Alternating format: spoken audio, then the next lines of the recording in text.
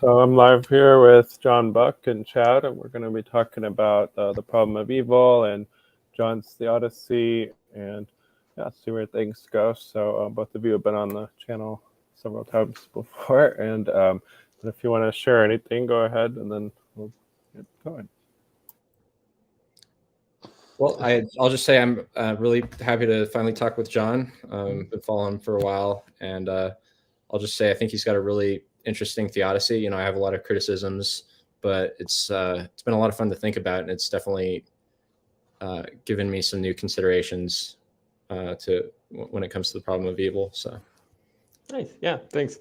No, nothing really new for me. I'm just in school now, which is actually where I am currently. So should be all fine, but hopefully I have a good connection and everything. But nope, not much. So what we were talking about just beforehand is like I could, if I did a sort of like just a run through of basically what the theodicy is, just for anybody that might be listening that is unfamiliar with it, and also just to give a sort of clear rendition of it just before we sort of settle into going over some of the Chad's critiques that he has. So yeah, I have a whiteboard here that I could use. Didn't work last time when I was on Rebecca's channel, but it looks like got some new markers now. Yeah, I got some new markers, brand new markers actually. So I don't know, I might use it for something. Ooh, and it erases pretty well. Anyway, the basic idea for the participation theodicy is an attempt to answer the question, why is it that God would allow the certain evils that we see occurring in our actual world? And the participation theodicy responds by saying that the reason that God allows for the certain evils to occur within our actual world is so that creatures could contribute towards the bringing about of an ideal world. And in order for creatures to contribute towards the bringing about of an ideal world, creatures would have to first exist in a world other than the ideal world. That is to say, a non-ideal world. And in non-ideal worlds, there are possibilities for evils and awful things to occur. And so it's not the case that God creates the world intending all the evils that we see in our world to actually occur. Rather, God intends to allow creatures to participate in the bringing about of an ideal world. And that requires creatures first existing within a world that is, less than ideal. And in such a less than ideal world, there are going to be instances of evil possibly occurring. And so that's going to provide some reason as to why God allows for there to be evils that occur within the actual world. That's just one, the basic gist of it. I guess to sort of make it a little bit more clear, rather than just saying God creates the initially less than ideal world, like just one good less than the ideal world, we want to say that for any good world that God could create on his own, God would have reasons for allow creatures to participate in the creation of that good world. Because if it would be good for God to create that world, then theoretically it would also be good for creatures to contribute towards bringing about that world. In which case, God would have reason to allow those creatures to participate in the bringing about of that good world, which would require God creating those creatures in a world that's other than that world, in which case the good of that world is initially lacking at first, so that the creatures could contribute towards bringing it to that one world. So I guess if I wanted to use this, so we could say that this is the ideal world right here.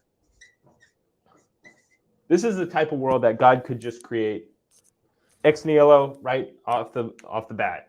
And it would be good for God to create that type of world. It has a whole host of goods within it. But it seems like if it would be good for God to create that world, it would also be good for other creatures to bring about that sort of world. And since God would want to share the good of creation with creatures, that would give God a reason to create an initially less than ideal world. So less than. And then we can just imagine it's similar enough. So that would give God a reason to create creatures within this world so that those creatures could causally contribute towards the bringing about of the ideal world. But if we say that this world is itself a world that would be good for God to create, and it would be good for creatures to causally contribute towards bringing about that world, then that gives God a reason to create a less than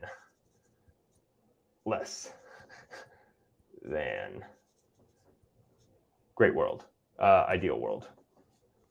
And we can keep going down and down and down the chain of less and less. Oh, part of that's, it just says less right there. Go down the chain up until the point of either it's not possible for creatures to causally contribute towards bringing about the world, either because, like, let's say the world is a world in which there is one single organism within it. Well, it's not the case that creatures could contribute towards bringing about that world. Well, I guess angels could technically participate. Putting that aside, in a world with a single creature within it, it's not the case that creatures could contribute towards it, because then that would have a contradiction of a creature bringing itself into existence or bringing about that world in which it exists into existence, which is just incoherent. So that would be a type of world in which creatures couldn't causally contribute towards, which case God would be more than willing to just create on his own. Another possibility is that you keep going down this sort of chain of less than ideal worlds, and you're going to eventually arrive at some worlds that are just not intrinsically good to create at all. They're rather intrinsically bad to create, just given the features that they have. And so that would be a type of world in which God would not be disposed towards creating. And so maybe he would just create the world just prior to that or after that or something like that, so that the creatures within that world could causally contribute down the way to the ideal world. So that's, I guess, a sort of general idea of how to think about the theodicy. So I'm interested, Chad, in your thoughts. Yeah, so before I kind of give my objections, do you think you could talk a little bit about the difference between intrinsic and extrinsic goods, and also maybe give your breakfast analogy as well, just for to lay the groundwork for this? Yeah. Okay, so a way to sort of think about the motivations that God might have for creating an initially less than ideal world is this is just an analogy, so there's going to be imperfections regarding the analogy and what I'm analogizing it to. But if we imagine a father who wants to do something special for his wife, and he has this idea, he's like a world star chef, and so he has this idea to make her breakfast in bed. But they have children, and he knows that it would be nice, and the wife would certainly appreciate it if the children contributed towards bringing about doing something nice for them, for their mother. So he invites his children to participate in the making of the breakfast for the mother, so as to serve it to her while she's in bed. But given that the children are very young and very limited, they're not very capable at actually creating an ideal breakfast in bed. So there's going to be spilled orange juice, burnt toast, crunchy butter, like eggshells in with the eggs, and a lot of very bad things. Something that you wouldn't desire in and of itself, for sure. In fact, you might desire against. But nonetheless, they are a sort of byproduct of the fact that these limited children were causally contributing towards the making of the breakfast. In which case, even despite all the flaws of it, the mother at the end of them making it is really appreciative of her children and her husband for making the breakfast, and just really appreciates it. So that's just a general analogy. And then the other point you wanted me to go over is the difference between an intrinsic good and an extrinsic good. So I think I'm getting this definition from David Lewis, the American philosopher, or something close to that. But something intrinsic. So let's say X, can you guys see that? X is intrinsic to Y if and only if, how's the way it's articulated? X is intrinsic to Y if and only if X is had only in virtue of y. Can you see that? All right. All right. So x is intrinsic to y if and only if x is had only in virtue of y, or x only occurs in virtue of y, or something like that. X is a property of y only in virtue of y, something to that akin. Then we would want to say that, let's say x is extrinsic to y if and only if x is had partially in virtue of something other than y. Okay, so that's the basic sort of dichotomy between something being intrinsic to y versus being extrinsic to y. So x is extrinsic to y if and only if x is had partially in virtue of something other than y, whereas the inverse, I guess, x is intrinsic to y if and only if it is had wholly in virtue of y. So the reason I bring that up is to talk about intrinsic and extrinsic goods. So if we say that if this action is good, we could be using good in an equivocal sense, where we mean either it's extrinsically good or it's intrinsically good. So as an example of an action that is extrinsically good, I would say that saving a child from drowning is an act which is extrinsically good. And the reason that it's good to save a child from drowning is not in virtue of some fact about like lifting a child up out of a puddle or something like that, but is the reason it's good is partially in virtue of the badness of a child drowning in a puddle, and so as to avoid that bad thing. So that's what makes the act itself good, but it's good in a sort of extrinsic sense. It's not due to some aspect of doing the act itself that makes the act good.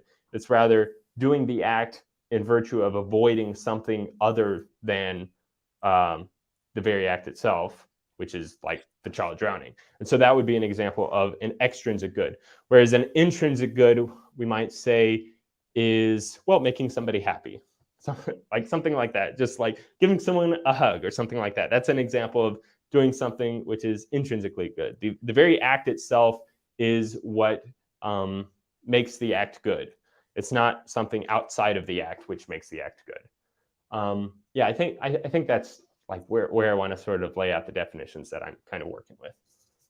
So it's interesting what you said, making somebody happy would be, so I would have thought of that as the act of making somebody happy is kind of an extrinsic good. It's good for something else. And the actual happiness itself, I would think of as an intrinsic good.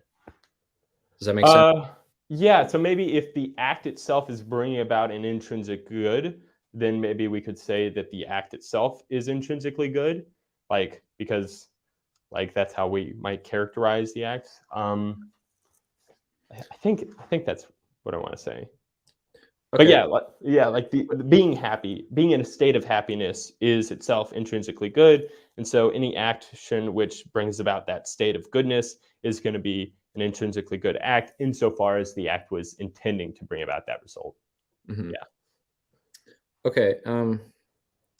So, and would it be fair to say that God's the reasons that God is considering for creation when he's deciding what kind of universe to create, he's motivated by a desire to bring about intrinsic goods, not extrinsic goods, correct?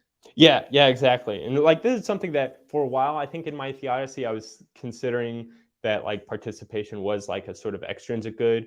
And I maybe even had this idea that like, well, maybe God wants to sort of maximize the number of beings participating in the bringing about of an ideal world. Then thinking about it further, it's like, it seems like the number of entities that are causally contributing towards some end ideal state is going to be some sort of like extrinsic fact. I don't think there's something intrinsic about the number 57 creatures that are causally contributing towards an ideal world that makes it so that that number is sort of like intrinsically good. It seems to me that like the fact that there's creaturely participation is what's going to be intrinsically good, and then the number is just going to be some sort of like extrinsic fact that's not related to the actual good making properties of participation there.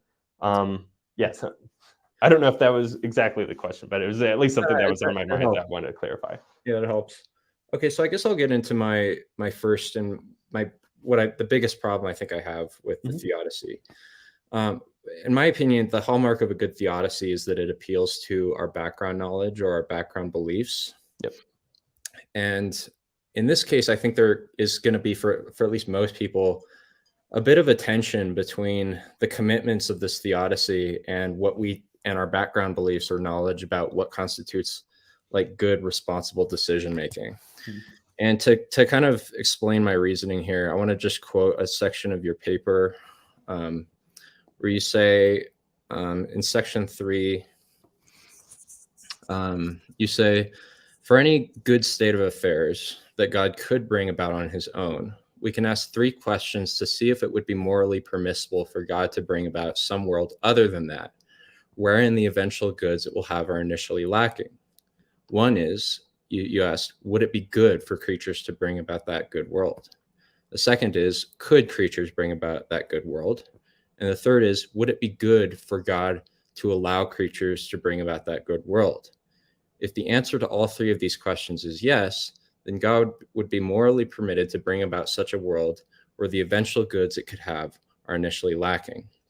And so what strikes me about this is that these 3 considerations only take into account what would be good about creating a particular world and not what would be bad about it. And it seems to me that in our day-to-day lives, we tend to recognize that it's not only important to think about the good effects of a decision, but also the bad effects as well. So there are lots of examples we can think of to illustrate this point. But I mean, say you're considering whether you want to take a particular medication. You don't just want to look at the potential benefits of the medication, but the side effects as well. And within the moral domain, there are lots of examples we can think of where it would be extremely important to consider the negative consequences. So I was trying to think of an example. One that came to mind would be like, say the Catholic Church wants to decide whether to send missionaries to North Senegal Island, where, these people have been isolated for thousands of years. Well, you can apply this same criteria to that situation. Say, well, would it be good? You can ask the first question, would it be good for missionaries to go over there and spread the gospel and bring them charity and food and things like that? And it seems like that would be an intrinsically good thing to do. Are they capable of doing it? Yes, they'd be capable of doing it. And lastly, would it be good for, the Pope to permit that decision or permit them to do that? And it seems like by the same reasoning of this theodicy, it would be intrinsically good for the Pope to do that. So we see that all 3 conditions are met. And yet I think we all recognize that would be an extremely irresponsible thing to do, especially considering, the fact that they have different immunities and you could pass like pathogens onto these people and wipe them all out in much the same way that many of the Native Americans were wiped out. And so one of the examples I gave to illustrate this point in my response to your paper was I kind of modified your breakfast in bed thought experiment. And I said, well, suppose we modify it a little bit such that one of the children adds an ingredient that causes a fatal allergic reaction in the mother. And in that sense, we can see in that thought experiment, we can see that all 3 conditions could be met, right, of your criteria. So let's say the dad is considering, okay, would it be good to allow my kids to make breakfast in bed for their mom? Yes, it would be good.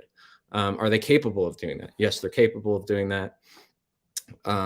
And so we see like all 3 of the conditions would be met. And yet we recognize that if the dad had the foreknowledge that their kids would lose their mother and he would lose his wife, clearly we would think like, okay, the benefits, not only the intrinsic goods that are lost, but the evils that are brought about from the situation clearly outweigh, just utterly dwarf any benefit that would have come about or any intrinsic goods that would have been realized through the kids' participation. And yet so I use this as kind of like an intuition pump against this criteria that you're using. And so I hope this illustrates the point that I think it makes the criteria that you're suggesting God uses to make when he's deciding what kind of universe to create. It conflicts with our background knowledge in the sense that we tend to think that it's important to consider the consequences of our actions as well as the negative consequences as well as the positive benefits. So I'm curious to get your thoughts on that objection. No, yeah, it's actually a really good objection because it does, for one, bring up these like counterexamples that like we do sort of intuitively see that it would be wrong for like the Pope to sort of send out missionaries to the island, and also, yeah, it would be wrong for the father to sort of allow this to sort of take place. And so, yeah, it could be like, okay, it seems like there's possibly two different options that like I can go about in responding to this. I can say that like, given the sort of like the observation of the negative side effects that would befall the action of permitting children to contribute towards making breakfast in bed, knowing that it would lead to the fatal death of the mother, it seems like we might want to say, well, it would be irresponsible for the father to do that thing. And if it's irresponsible for the father to allow that to occur, then it seems like one of the criteria isn't actually met, because the third criteria is that it would be good for God to allow this to occur. Or in the breakfast in bed example, it would be good for the father to allow this to occur. But I think, like, I definitely see how maybe I haven't been strict enough in actually laying out the criteria, because, like, if what we mean by it would be good for the God to allow this to occur, we just mean God has some reason to allow this to occur. That doesn't get you all the way to actually justifying the action, because, like, it's not an all things considered good reason. yeah, exactly. There might be like some reason, yeah, sure, but when you take in consideration the whole breadth of like consequences, it's not going to be a good enough reason to actually justify the action. And so, yeah, what I really appreciate about your paper is that you sort of add an additional criteria where what, like, we include those three, and then we also include the fourth criteria, that the intrinsic goodness of 1 and 3, the creation of the world, outweighs the intrinsic goodness that would be lost as a result of as a result of 1 and 3 by allowing the participation to occur.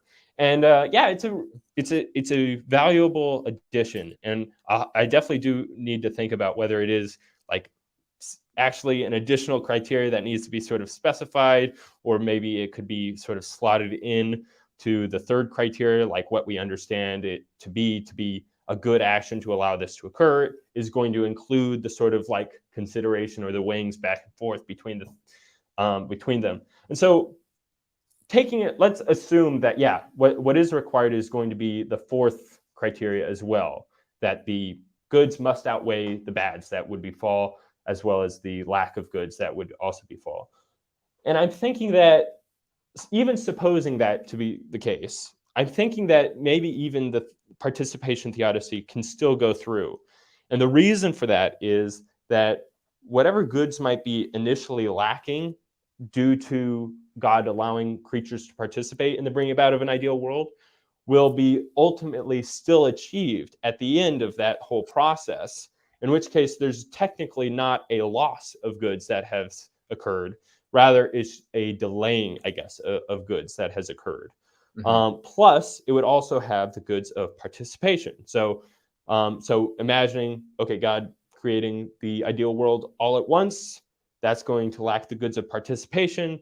Okay, well, here's another possibility for God to do. He could bring about an initially non-ideal world that has the good of participation, and also will eventually have all the goods from the ideal world as well. In which case, you're not actually losing out any goods. It's just that some of the goods are delayed. So what do you think about that response? Yeah. So let's stick with the analogy of the breakfast in bed and try to think of how this would work practically. So let's say the kids, they lose their mom, and husband loses his wife. Now the kids have to grow up without a mom. Now, is that something that they can actually get back in the afterlife? Well, their childhood is presumably, I mean, I guess we can sort of think about it on a Christian framework. Like, we can suppose there's going to be a resurrection. Well, they're not going to be resurrected as children again, are they? And And if they were resurrected as children, it would be strange if their parents weren't resurrected as, if the kids are resurrected as children, but their parents aren't. It's Right. hard to see how that particular like good of having children having a mom could possibly be given to them in the afterlife. That's not to say that they couldn't be reunited with their mom, but I'm talking about the good of having a mom as a child growing up. It's hard to see how that could ever be given to somebody in the afterlife when they when they have to grow up without both parents. Do you see what I'm saying? I may not have explained that very clearly. No. Yeah, it's really good. Yeah, because I hadn't really thought that like being in the resurrection, you're not going to really have this sort of opportunity for child rearing once again, given that, unless like people that die as children will continue to be children in the resurrection. But okay, so that's a good response. Let me try and think about like, let's say that there are these certain goods that do go absent because of that, and so I guess there is going to need to be a weighing out between like, okay, what sorts of goods that go missing are going to be permissible given the there's a use of the like universalism as like a theodicy that I don't really find that plausible, because it's like using the compensations for suffering as like justification for the suffering itself. But it does still seem to me that like certain evils and sufferings that happen in this world do deserve compensation from God's part. But it's not the case that the compensation that is offered to those that undergo the suffering is what sort of justifies putting them in that situation.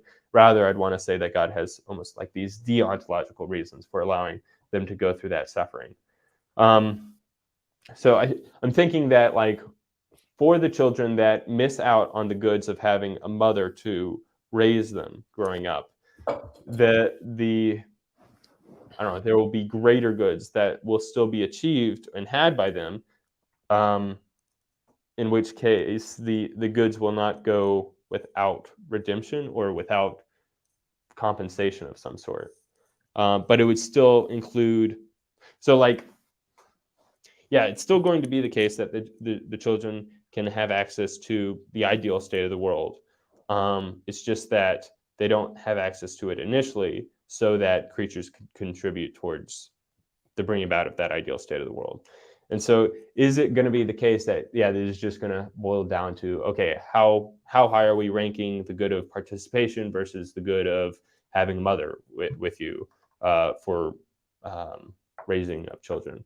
That's something, and I will admit, like, I think that's probably the strongest response to the participation theodicy, is to basically admit the sort of like conditions. There's some certain goods that can't really be compensated for, right? But there's also well, I mean, if you object to that, then I'm open to hearing your. Well, I guess it would depend upon like, okay, what's the example? Well, I guess I can see that like, like sexual assault. That's something that like, if somebody were to sexually assault somebody, it's not the case that they could just compensate them afterwards for that, in which case, this was actually just fine for. Well, that actually gets to the next point I wanted to ask you about, which is, do you draw a distinction between the existence of evil and the absence of good, or do you hold to the privation theory of evil? Well, I would hold to a privation theory of evil, but I wouldn't like identify it with the absence of some good. Like, I would say that an evil is something which runs contrary to something which is good. And actually not even just that, it would have to run contrary to a good that is like owed to something according to its nature. So like, it seems to me that there are certain things that are like have positive existence to them, but still run contrary to a thing's nature. So like, one example that I have in mind is the filling up of water in somebody's lungs, in which case they drown. It's not the case that there's an absence of something which we can sort of identify as an evil, because there's an actual positive ontological status of the water. It's just misplaced. It's inside the lungs instead of outside the lungs. And so I think like a sort of naive privation theory of evil is not going to be able to properly account for how that's like an evil. But I think that when we properly identify privation of evil as something which runs contrary to a good that should be had, so we can say that it should be the case that my lungs are able to properly flow air in and out and CO2 out. But when there's water obstructing my lungs, this good that is supposed to be there is not capable of being there. And that's the reason why it's an evil. And just one last example to sort of show why the mere lack of a good is not a sufficient account of evil. We can talk about how an eagle, it's according to the nature of an eagle, that it should be able to fly, like that it has wings and it's able to fly. And it would be good if I had wings and I was able to fly. Unfortunately, I don't have wings, but it's not evil that I don't have wings, because it's not like according to my nature that I should have these wings, but it would be according to an eagle's nature that it should have the wings. So if somebody were to remove the wings of an eagle, or if that eagle were to have some sort of birth defect that prevented it from growing wings, then that would be an evil, like a natural evil that happens to it. So anyway, that's my thoughts on like the privation theory of evil. Yeah, that's good. Okay, so I tend to think that there is a difference between like an absence of evil or an absence of good and the existence of evil. So with the example that we've been discussing, like there's the good that is lost of the children having a mother and the husband having a wife, but then there's also the suffering that they experience, which is not just a lack of good, it's the existence of some evil. And so we've discussed a little bit the question of, can the good that is lost actually, is that a good that could actually be replaced in the afterlife? But then there's another question of, is that evil that they experience, or that suffering that they experience, is that something that could be compensated for in any meaningful sense? And it's not clear to me that it can. The way I think about it is, I mean, let's set aside the good of participation and just consider two possible worlds. In world A, the children have their mother, the husband has his wife, in both the former life and the afterlife. And in world B, the children lose their mother and the husband loses his wife in the former life, but they get her back in the afterlife. Now, so we have two worlds, and I've highlighted the distinction between them. Presumably you wouldn't say that these two worlds are equal in goodness just because the husband and the children get their wife back in the afterlife in world B. It still seems like there's a relevant difference between these two worlds, in such that world A is better than world B, right? And so I think that's how I think about it when it comes to this question of compensation. The compensation is not really making the difference between these two worlds, or it's not making these two worlds like equivalent in value, right? And so if God had a way to like bring about participation, group participation in the creation of an ideal world, and still maintain the goods in both the former life and the afterlife, seems like that would be preferable to creating a world in which there are all these goods that are lost in the former life and then compensated for in the afterlife. What do you think about that?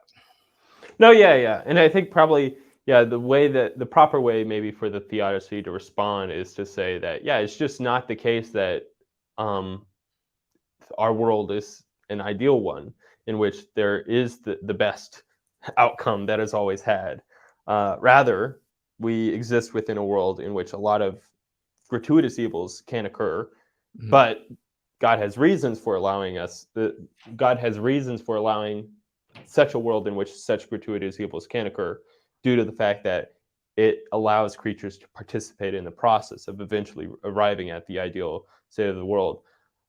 So I definitely grant that, the world in which the children don't have to suffer the loss of their parents is a much better world than one in which they do, or they can suffer that loss. But we're just going to sort of go with the fact that, this would be an ideal world in which they don't suffer that loss. And this would be a less than ideal world in which there is that possibility where that loss can occur.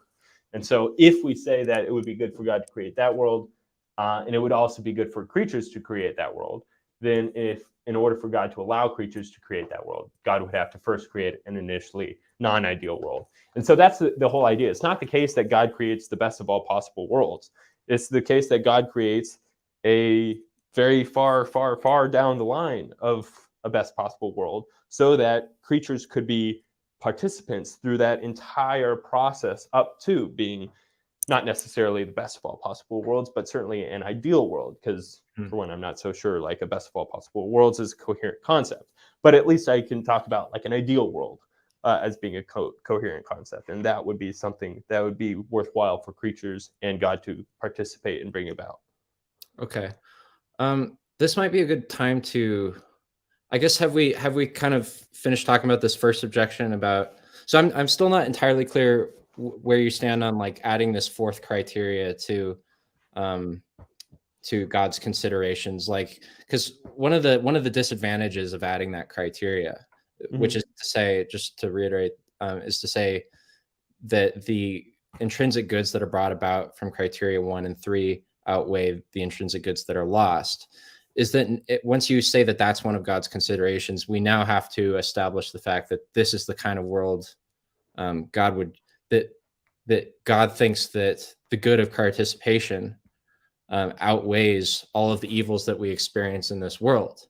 And when you went on Rebecca's channel and she raised that objection, which, well, it wasn't so much of an objection, but I was making the claim, which I realize is not entirely true at this point, but I was saying that your theodicy depends upon the assumption that the intrinsic good of group participation outweighs all of this evil and all of these goods that are lost. And your response was to say, no, God's considerations are purely deontological, right? He's only considering not only the only, God could be a deontologist and adhere to principles which would preclude the possibility of gratuitous evil. For example, like he could hold to a principle which says don't act in ways that bring about gratuitous evil. Right. And it's not entailed by God being a strict deontologist that he would create, the kind of world that you're saying. He would have to be a very particular kind of deontologist. But anyway, where do you stand on adding that fourth criteria? Are you just sort of on the fence on it, or? Yeah, so I'm starting to, like, I think, like, for myself personally, I lean more deontologist or virtue ethics, I guess, in regards to normative ethics. And so, like, that's where, like, generally I find myself most agreeing with sort of moral principles. And when there's not this sort of, like, counterbalancing or weighing out between, oh, this produced X amount of good, which is a little bit more than the amount of evil, so therefore this is, like, what's the proper thing to do.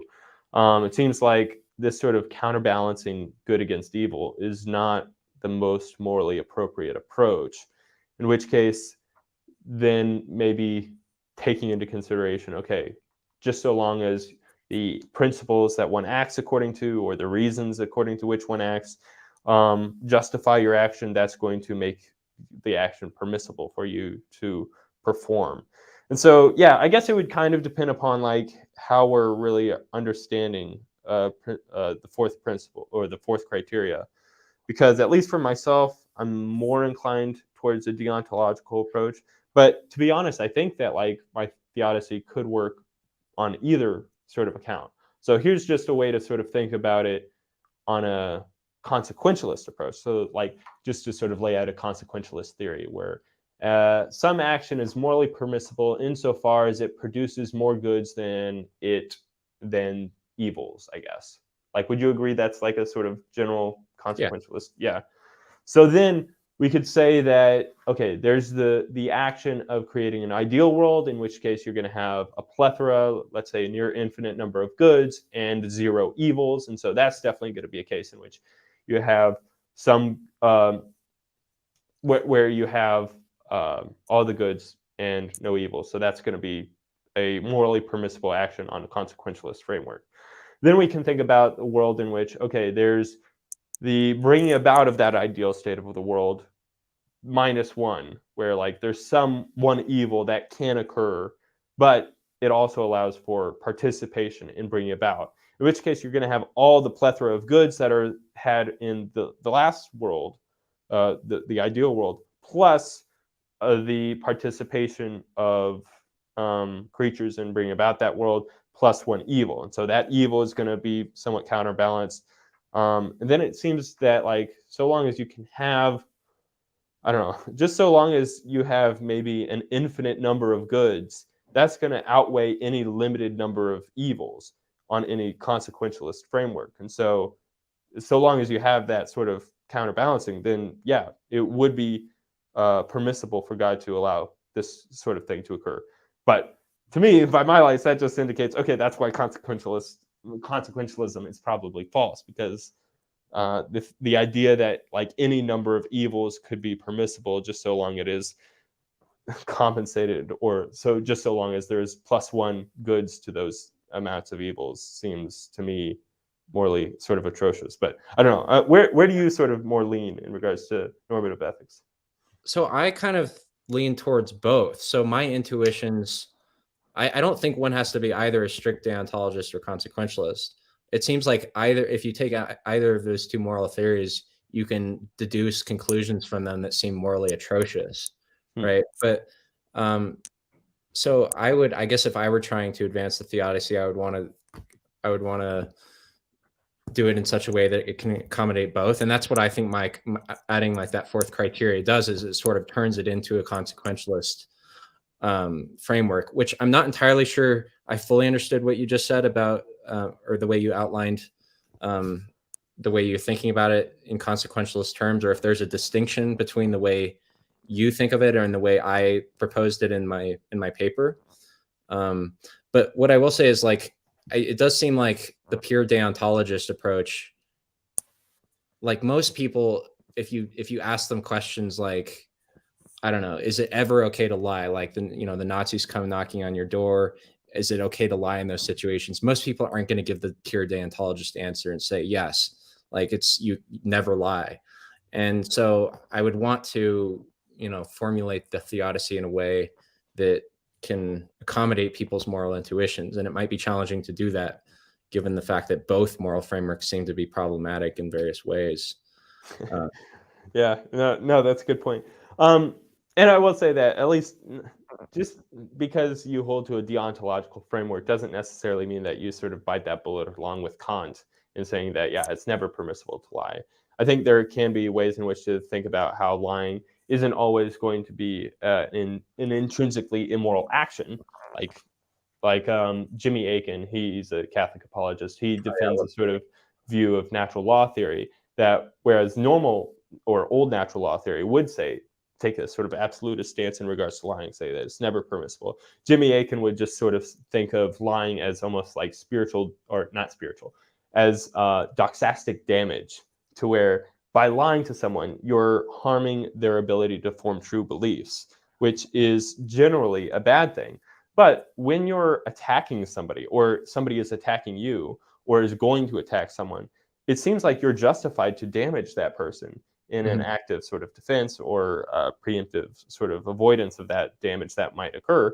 In which case, if we say it would be okay for you to like hit them in the head with a hammer, and that might damage like their belief systems, then similarly, it might be okay for you to verbally hit them in the head with a hammer and damage their belief systems. That's at least one sort of more deontologically framed approach in which to still avoid the sort of biting the bullet of saying that lying is always impermissible. But yeah, so I get your point, though, that like there could be deontological principles which would still like prevent God from creating the type of world in which there's this amount of suffering, or any suffering at all, potentially. Like if God could create a world without any suffering, maybe God has this sort of deontological principle that says never bring about any world in which any suffering can occur, which has no ultimate reason for its occurrence. Which I can see how that's like a plausible sort of principle to go by. But I guess then we're just going to have to weigh out, okay, which is a better world? One in which God doesn't allow creatures to participate in the bringing about of some good world, or while there are evils that can occur, and horrendous evils at that, or the world in which God is permitted to sort of allow creatures to causally contribute and to bring about some ideal state of the world in which Well, those evils occur. one of the objections that I saw like in the comments section, this is kind of, I wish I had expressed it this clearly in my paper, which is that it seems like God could create a world in which there's group participation, that a less than ideal world in which there's group participation, but no gratuitous evil.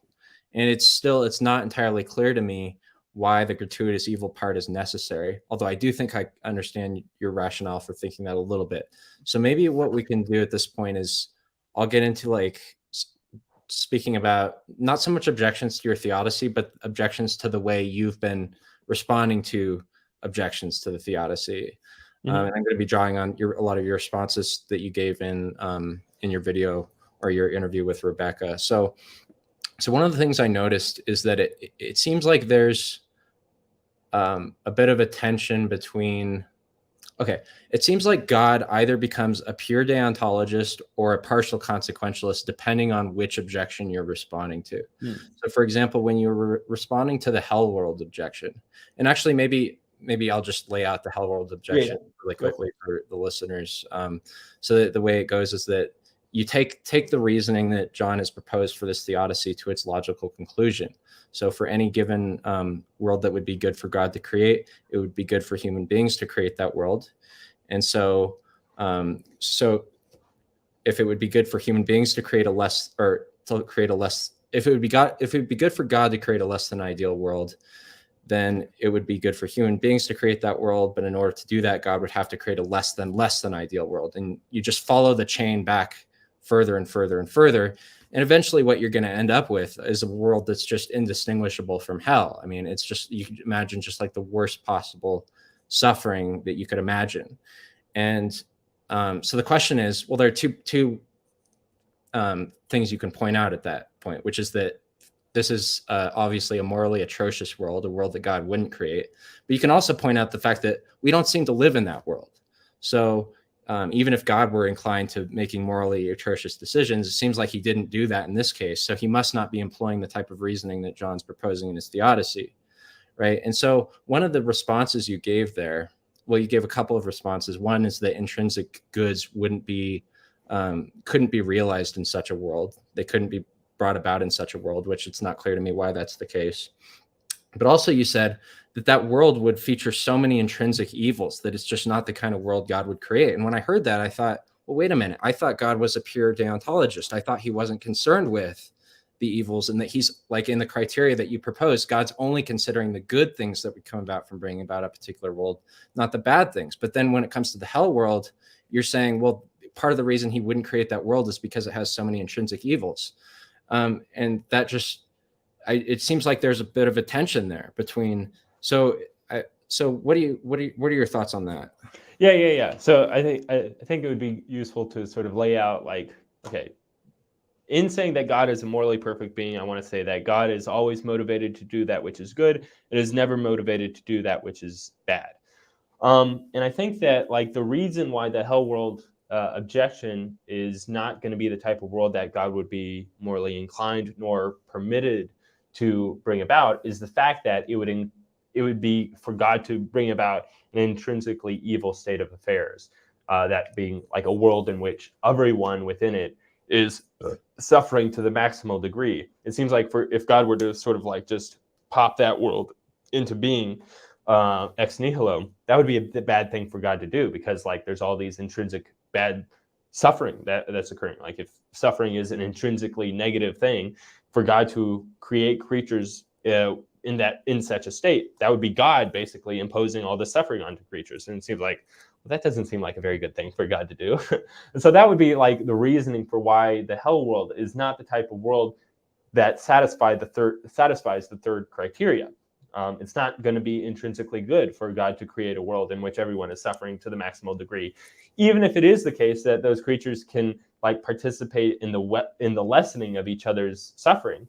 because the lessening of each other's suffering is not going to be itself an intrinsically good thing to do. It's going to be an extrinsically good thing to do. It's only good in virtue of the fact that they exist within a circumstance in which, if they don't prevent this suffering, they're going to suffer to a very high degree. So that's like why in my conversation with Rebecca, she sort of brought up how, like, even in something like Auschwitz, actually, I think I might have brought up Auschwitz, that there are these certain goods that can occur, that being like the goods of giving someone a piece of bread. Yeah, exactly. Like, that would be something that is sort of helping the other person in that horrible situation. And I do definitely see it is like a virtuous thing to do, to like give somebody your piece of bread, even though it comes at your expense. But the fact that it seems to me that the good making feature of that action is going to be partially due to the circumstance under which that action has occurred. And I don't think that the circumstance, while it is a, I guess, component to an action occurring, it's not going to be intrinsic to the act itself. And so it doesn't seem to me that creating a world in which someone is going to suffer so that their suffering can be eliminated is going to be itself like an intrinsically worthwhile world to create. Mm-hmm. So that's like my general, and I think that, probably, I don't think this is really like a consequentialist approach, because like, I think it's just noticing that, like, if you're somebody who brings about suffering in another, then you're doing something bad. And it seems to me that for God to create that hell world is just for him to be creating creatures in a state of suffering. And so that's why it would be bad for God to create that type of world. Yeah, so I sort of have two responses to that. One is to point out that if the intrinsic evil in this world is at least some reason for God not to create that world, then I think we're going to have to be consistent and say the intrinsic evil in this world is at least some reason, maybe not all things considered reason, but some reason for God not to create this world. And the other point is that it seems like the very reasons you're giving as to why God wouldn't create the hell world could just as easily serve as an explanation as to why God wouldn't create many of the horrible things about this world. I mean, let's take, for example, one of the, you brought up William Rowe's example of the deer that was caught in the fire in your interview with Rebecca.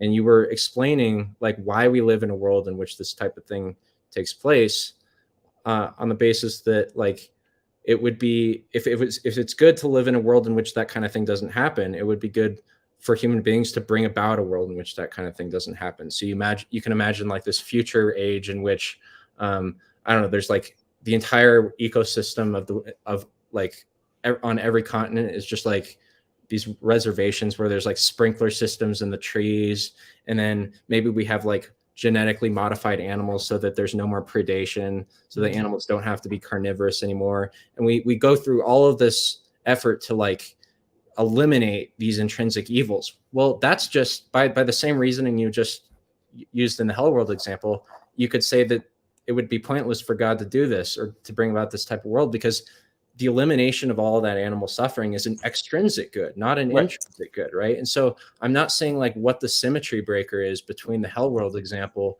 and this world.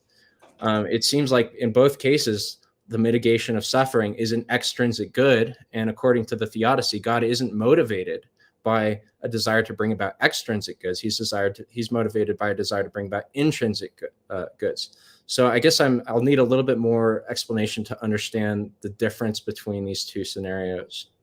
Yeah. So in regards to, like, I don't think creating a sanctuary just to, okay, so in response to an evil, there are two sort of like ways of responding to it. One, the elimination of that evil. Two, I guess the recuperation of that evil. I don't know. That's not exactly the word that I have in mind. So like we can think about how one way to respond to the fact that there's all this animal suffering in the world is to just annihilate the universe. That would be a way in which to avoid that evil. And that seems like that would be extrinsically good because, there's all these sufferings that's going to occur. And so let's annihilate the universe right off the bat. That way all these sufferings won't occur. And so that's going to be an example of doing something extrinsically good.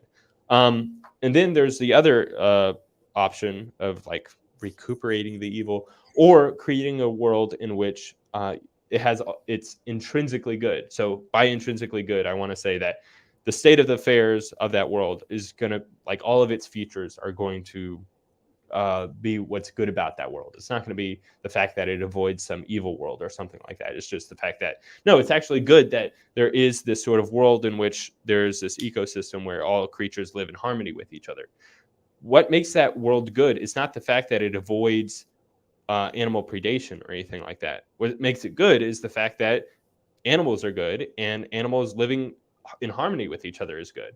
And so that's I guess the difference. It's not the case that like we're put into a world in which we have all this suffering just so that we can contribute towards preventing the suffering. No, that seems like not good. Like, just to put people into that sort of situation. I think in my paper I sort of like draw an analogy to the Saw franchise, where like the Jigsaw like takes these people, puts them into a situation in which they have to suffer, but for like virtuous sakes or something like that. And so it seems like the Jigsaw character is like a horribly awful sort of version of a soul building Theodicy god in some sort of ways. But like, yeah, I want to say that the contribution towards a world in which creatures live in harmony is itself a worthwhile thing to work towards. And it's not worthwhile in virtue of the fact that avoiding animal predation is it's not because of that we're wanting to work towards that, but rather we're working towards that because it itself is a good thing. Yeah, and then there was another point that I wanted to respond to, but I've forgotten it. So the other point I brought up was that if the intrinsic evil in the hell world is some reason for God not to create that world, then it's also some reason for him not to create this world. Was that the other point you wanted to respond to? Yeah. Okay. So yeah, I think the reasoning for why it's wrong to create creatures in a state of perpetual suffering in the hell world is because that would be God's active participation in the bringing about of this intrinsically bad state of affairs. Whereas when we talk about God's creating an initially less than ideal world, that's going to be a case in which God is creating creatures in a world in which there's going to be a lot of possibilities for different varieties of suffering and horrors and evils that can occur. But it's not the case that God is like creating that world so that those evils and horrors can occur. Rather, that's just going to be like a side effect or a consequence of God creating a world that is so far down the chain that like creatures can contribute towards the entire process of that. So I think that's going to be the sort of like primary distinction between God creating a hell world versus God creating a world in which hellish horrors can occur, where one is God is actively bringing about this evil, and the other is going to be this evil as a possible natural consequence. Okay. Yeah. So like as an example, so like generally people think it's perfectly fine to pull the lever in order to divert the trolley to hit one person rather than to run over 5 people. But when you give that same exact sort of scenario, but now there's a fat man sitting on the side of a bridge, and you're put into the position of, oh, should I push the fat man in order to stop the trolley, thereby saving the 5 people? People's moral intuitions go the exact opposite direction. They say, no, that's not permissible, even though it has the same net consequence. One person dying for the sake of the 5. And I think the reasoning behind that is because by pushing the fat man, you're actively willing for that person's harm and death, rather than simply avoiding some greater harm that would occur for the 5 people. And I think that's going to be a sort of like similar difference between God willing for people to actively engage in like suffering versus God allowing for this sort of natural consequence to occur. I have to be real quick. I'm going to move, but I'll still be sure. I'll rejoin in like 5 minutes. So if you guys want to like go through. Oh, okay. Yeah, no problem. So what are your thoughts, Caleb? Yeah, so I don't know all the comments that you guys have exchanged off air, but I would say one thing that I'm wondering is, well, the two of the difficulties I think that the Odyssey faces is, doesn't seem like people are able, like we're able to plausibly overcome all the suffering in the world. Yeah. So even if That was it's another true, yeah. even if it works in a general sense, it's hard to see how it would apply in every case. And then that would be a difficulty. And then another difficulty is like it seems like he's arguing that it's good if it's good that God creates this type of world, then it's good that we participate in it. But it's like, and maybe this is kind of what you guys are, or what you're touching on, but it's like, well, I think it's good that God creates a world without suffering, but I don't know that it's like the act itself is so good. I mean, but it's more that the result. And yeah. So to say like, well, it's good for us to participate in it, like, sure, that is like good, but it's good because of the result it brings about, it seems. So I don't know if he's like overemphasizing I'm not saying participation's not good, but is it like such a great good? And I feel like somebody could push back on that. Right. I share those objections, and I was going to raise those as well. You might be able to help me here, because I'm not sure I fully understood the response that he just gave about, like, what I'm trying to understand is what's different about the hell world compared to this world that accounts for why God wouldn't create that world but would create this world. And so one of the things I know he said in his discussion with Rebecca is that the hell world isn't a world in which intrinsic goods could be brought about.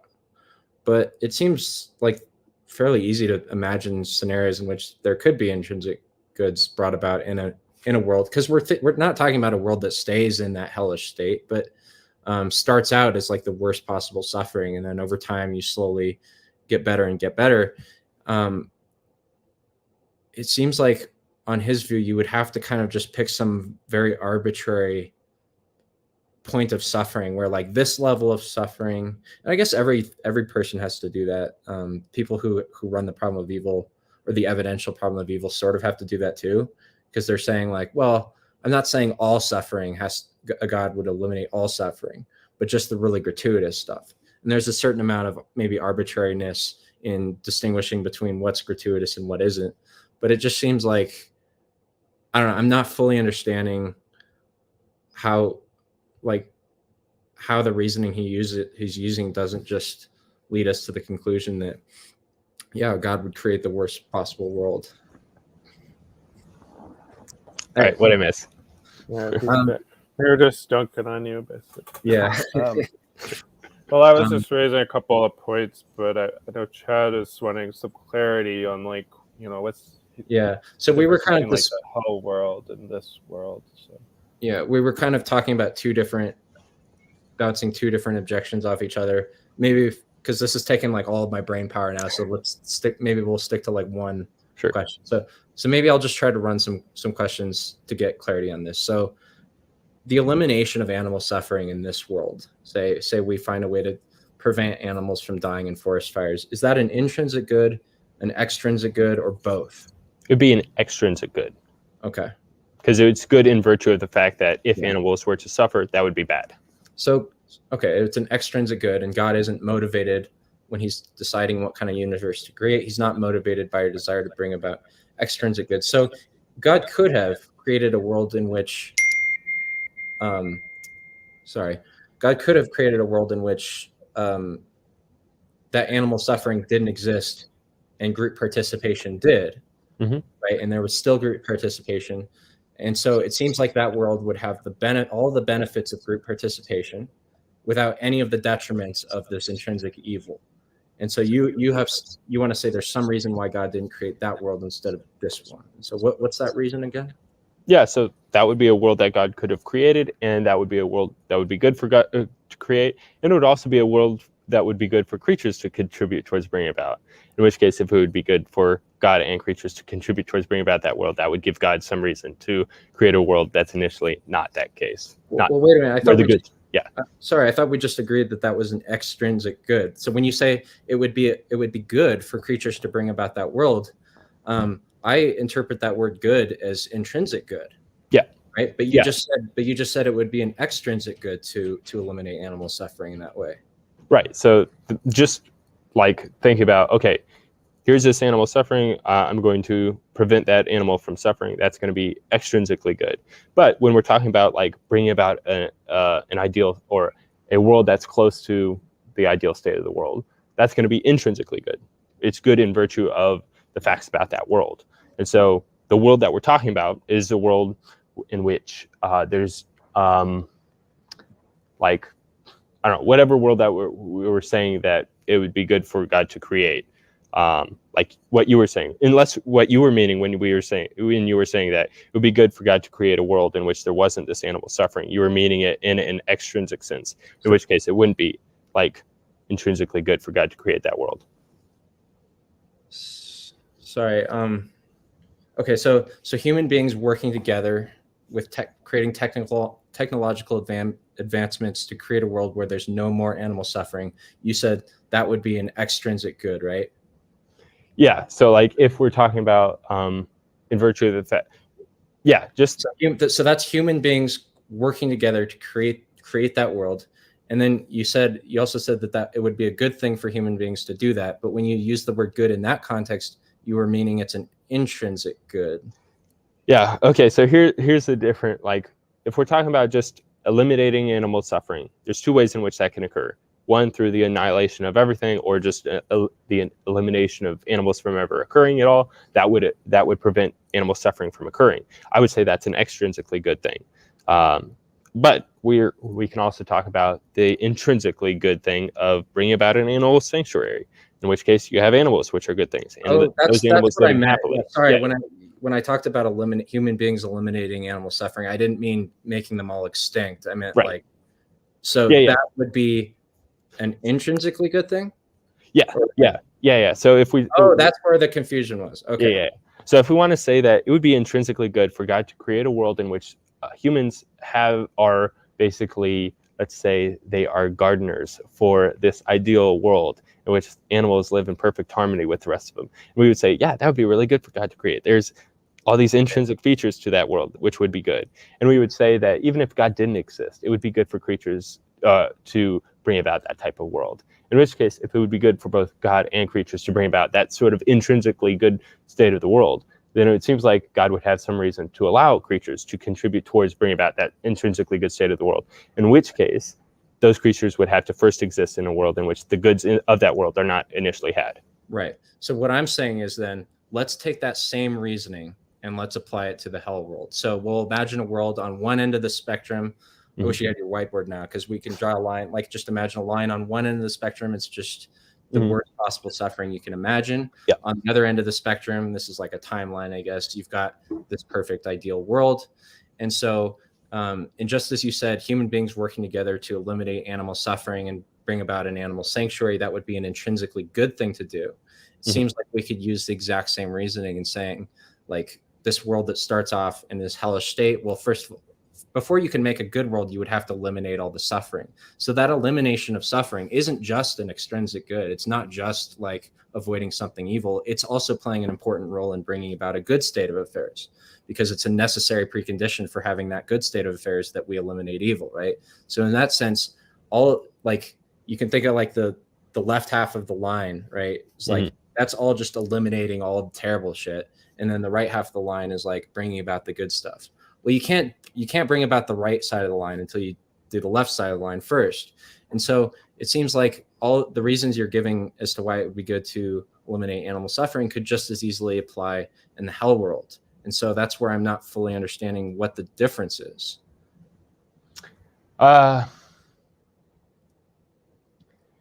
Yeah, so I think that, I guess the main difference is going to be in regards to the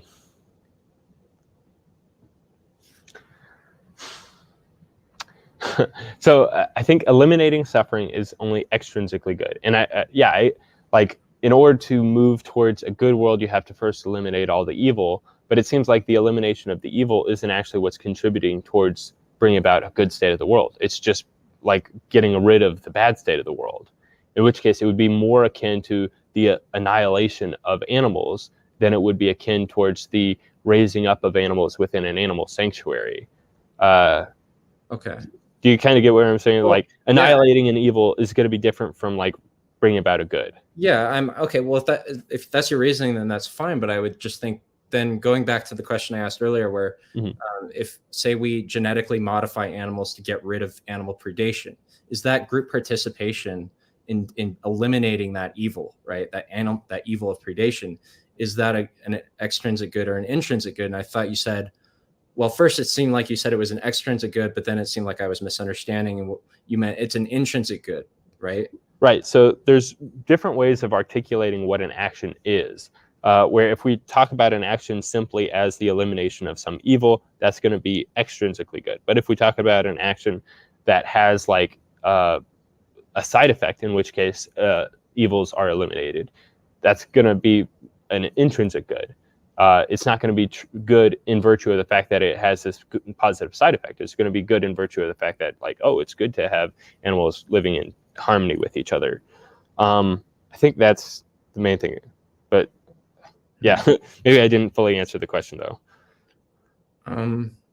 So just to ask one more time, so if we eliminate the carnivorous tendency in animals through genetic modification, that would be an intrinsic good or an extrinsic good? Sorry to keep asking this. No, yeah, it's good. So like just articulated in that way, eliminating this sort of animal predation sort of gene seems to me is going to be extrinsically good, because we're talking about the reason for doing so is so as to avoid some negative state of affairs.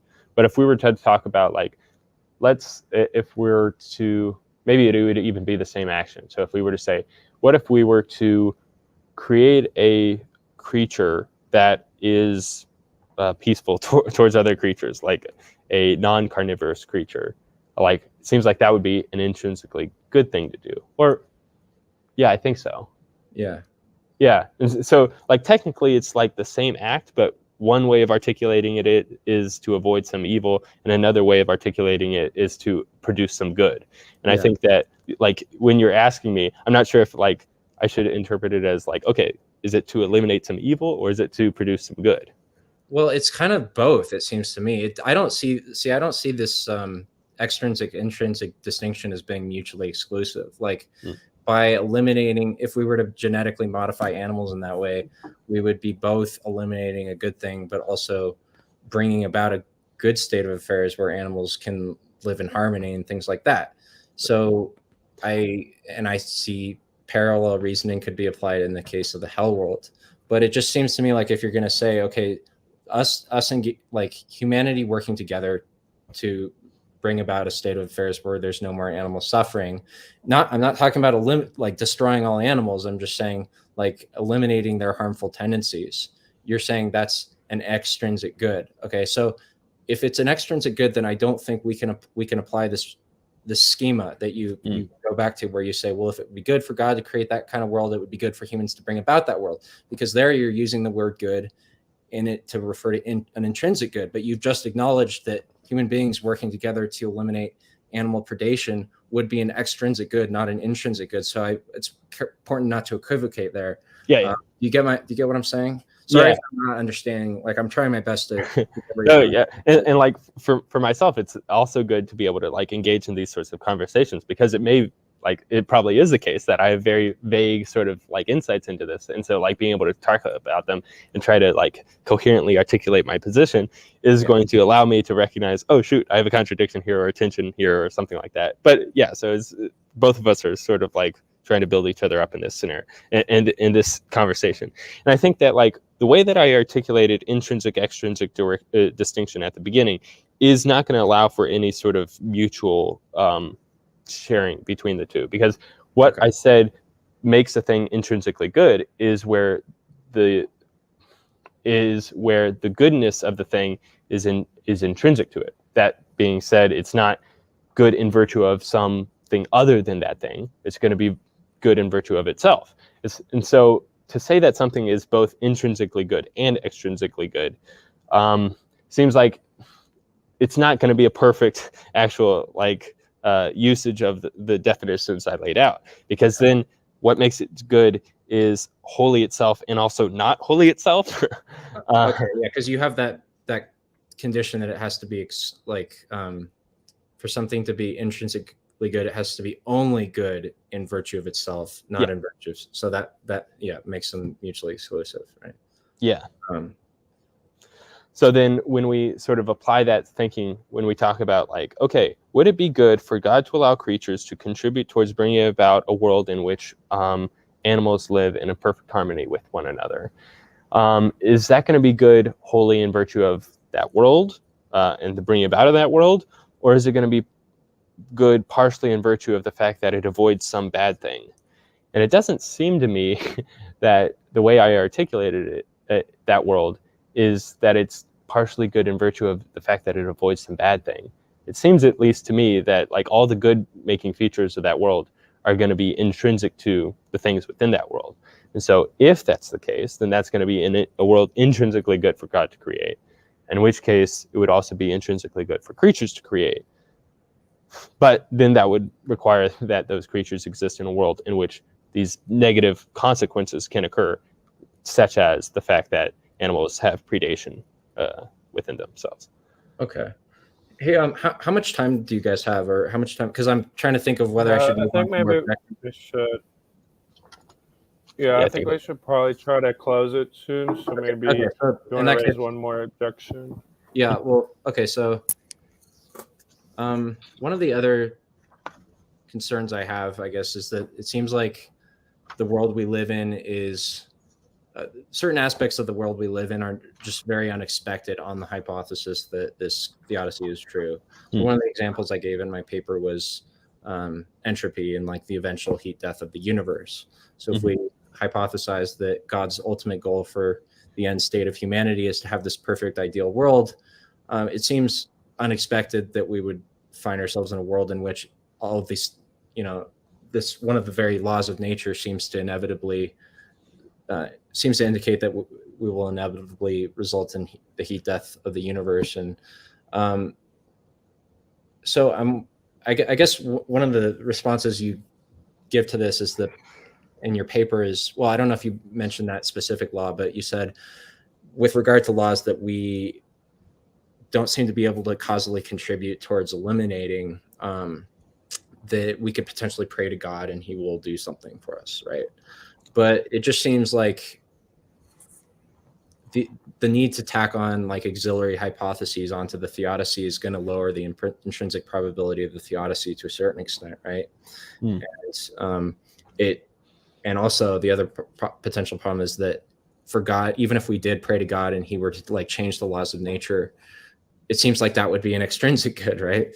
So we're just left with the question of why we find ourselves in this type of universe in the first place if the elimination of these harmful laws is going to be an extrinsic good rather than intrinsic good. So what are your thoughts on that? Yeah, no, I especially appreciate what you just said about how we're tacking on auxiliary hypotheses. And yeah, that is something I'll have to definitely take into, like, that's definitely what I'm trying to do, is like build a theodicy that makes most sense to the person that's not coming from a sort of theistic bias. And so, yeah, that point about, because like on our background knowledge, we have no causal capability of contributing towards the changing of the laws of entropy or anything like that. In which case, the sort of three criteria, the second criteria isn't actually going to be met. And so it doesn't actually give the atheist any reason to think that like this is the type of world in which it would be good for creatures to causally contribute towards bringing about, because they wouldn't be able to causally contribute towards bringing about a world without entropy or any other sort of like natural law that has evil natural consequences. And to be honest, like in writing that sort of response to the objection, I'm not very satisfied by it, because like I think that teleological evil is probably one of the strongest pieces of evidence in favor of atheism. And since then, I've come to have a bit more satisfying response that I think is maybe more plausible, that says that no, there is the possibility, if God existed, for creatures to actually change the laws of nature. But it would require those creatures being given the power to change the laws of nature. And it does seem like that's something that God could do, but it would also be something that God shouldn't do initially, Because like if you and I had the power to like change the laws of nature, given our imperfect moral characters, it doesn't seem like we would be the best people that we should be responsible for like changing the laws of nature. But if we were to go through a sort of period of moral growth to the point that we are perfect, then it could make sense why once we achieve that level, that God gives us the powers to sort of change the laws of nature. And so if it would be good for God to create a world in which the laws of nature are in perfect harmony with the participants and the creatures within that world, it would be something that would be good for God to do. It would be something good for creatures to do if they had the power to do. Then it seems like that gives God a reason to allow creatures to exist within a world in which they can eventually achieve that power to sort of causally contribute towards the affecting of the laws of nature. That's at least a response I'm a little bit more satisfied by than just like praying to God that like, please end animal predation, God. This one at least makes a little bit more sense, and it does have a bit of a theological prerequisite in mind, where like the doctrine of theosis is something that has been widely taught within the Eastern Orthodox Christian Church, and I guess probably within like Hinduism as well, I guess, but I'm not really familiar with Hindu theology.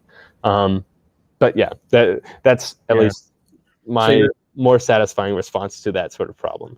So do I understand correctly? The thought is that God might give us the ability at some point to change the laws of nature. Is that your thought? Yeah, once creatures are of a moral character that in which it would be responsible for God to give them that power. I think in my paper I used the analogy of like God or somebody tying somebody up to the train tracks only to rescue them just in time. Right. And I guess maybe now it would be more like tying somebody to the train tracks and leaving them with like a knife or something to cut themselves loose. And I'm wondering like what's the actual intrinsic good that's realized by doing so the analogy there, oh shoot, the lights just went off. So the analogy there that you just used is an example of an extrinsic good. Right, exactly. Yeah. So it's not actually intrinsically good for somebody to untie themselves in order to escape from a train track. But it does seem like it would be intrinsically good for creatures to have the power to sort of like change the laws of nature and things like that. Well, wouldn't the good be in virtue of the avoidance of the heat death of the universe? Wouldn't that make an extrinsic good? Because we're utilizing or altering the laws of nature in such a way for the strict purpose of avoiding a negative consequence. Isn't that an extrinsic good? That's one way of articulating it. I just want to say it could be the case that the Wi-Fi like shuts out here, so I might just like immediately leave. It was good talking. So maybe let's make like John, you can respond, and then maybe Chad makes a final point. So I'd agree that like avoiding the heat death of the universe would be an extrinsic good, and so that wouldn't give God a reason to sort of like create creatures in such a world. But what would be intrinsically good is a world in which creatures can live in for an infinite amount of time in perfect bliss with God. And it seems like that is a type of world in which we can like perfectly articulate as being a good world through all the intrinsic features of that world. But in such a world, in order for creatures to causally contribute towards that world, they would have to first exist within a world in which that is initially not the case, in which case you can have a sort of heat death of the universe, in which case it's not an infinite universe given the laws of nature that it currently has. Cool. Okay, well, I could talk to you about this for like another 3 hours, no joke. Like I have a lot more like things I'd love to talk about, but I guess we gotta wrap it up here. So I'm looking forward to your paper. You said you got another paper coming out on the participation theodicy soon. So I want to write a longer paper than just the like 5-page basic thing, and for also incorporate a lot of the objections that I've been getting from people like you and other people on Twitter and YouTube as well, and like Emerson Green as well, and also just to sort of articulate the theodicy and like the intricacies of it a little bit better than I had in the initial paper. But yeah, I definitely want to send you a copy of it beforehand. That way I can get some like feedback and maybe try to incorporate more of your objections from your own paper as well, which I highly appreciate. Cool. Well, thank you guys for the discussion. Thanks for having me on. Yeah, thanks, Caleb. Yeah, and if people have any questions or comments or whatever, go ahead and leave them in the comments on the video. And all right, we'll call it there. All right.